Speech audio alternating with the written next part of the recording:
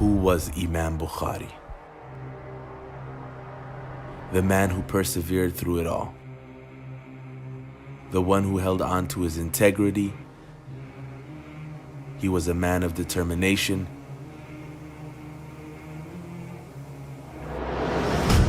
He was Imam Bukhari.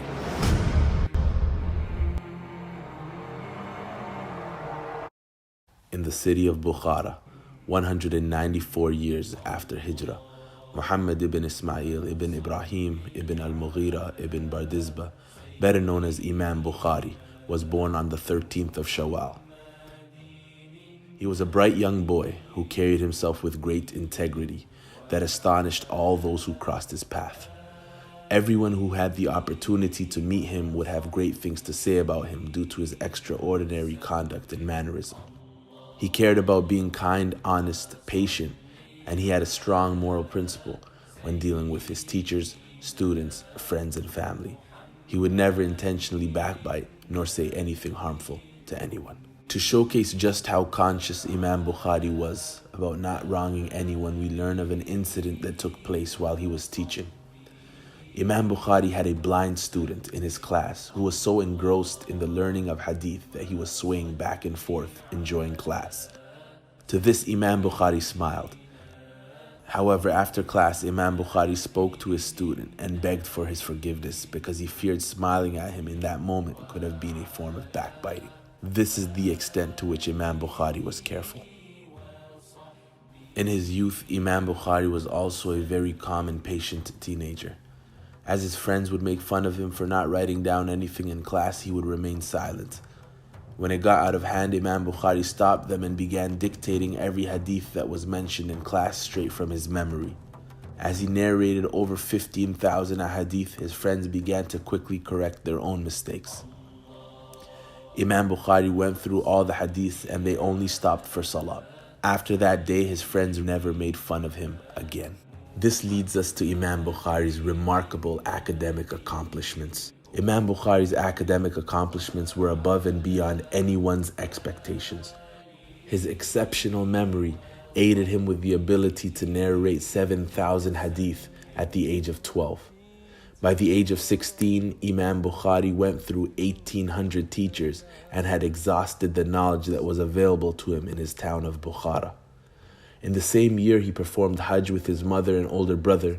Bukhari was intrigued by the atmosphere of Mecca and asked his mother for permission to stay. She agreed. Along with learning, he shared his knowledge, and by the age of 18, Imam Bukhari reached Medina, where he wrote his first 2 books near the Prophet ﷺ's grave. One of Imam Bukhari's most well-known works, Sahih Bukhari, began when he was just 21 years old. Sahih Bukhari, which is a book of authentic hadith, was compiled over the course of approximately 25 years. Imam Bukhari had set strict conditions for Sahih Bukhari to ensure only the most authentic hadiths that were beyond doubt went into his book. He confirmed that the narrators had in fact met. He had to know where they met and when they sat together. Only then would he include the hadith in Sahih Bukhari. Imam Bukhari was very sincere.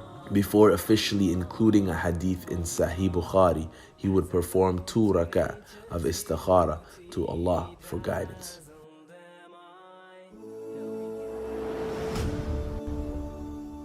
Imam Bukhari has traveled on numerous occasions and has made many sacrifices for his passion of learning and teaching, which showcased his determination. From his hometown to Mecca, Medina, he has also traveled to Syria, Egypt, Baghdad, making sure to return for Hajj every year. One of the most legendary moments that showcases Imam Bukhari's greatest sacrifices for knowledge of the deen was on one of his travels by ship. News spread on the ship that he was traveling with 1,000 dinars, which was everything he had. A man devised a plan in order to claim the money. At nightfall, he began to scream and called for help, stating that his 1,000 dinars had been stolen. Imam Bukhari realized what the man was trying to do, But when Imam Bukhari was searched, they found nothing on him. Later that day, the man approached Imam Bukhari and asked him, "What did you do with the money since it wasn't found?" Imam Bukhari told the man he threw all the money he had into the sea and said, "O ignorant man, don't you know I've spent my entire life collecting hadith of the Messenger sallallahu alaihi wasallam, and everyone knows me as a trustworthy man that they can take hadith from." Had Imam Bukhari kept the money with him, people would have accused him of theft and his credibility would have been at stake. All his life's worth of hard work collecting and authenticating hadith would be invalidated. This would result to the loss of great knowledge about the Prophet ﷺ's actions, speech, and tacit approvals. This was the life of Imam Bukhari.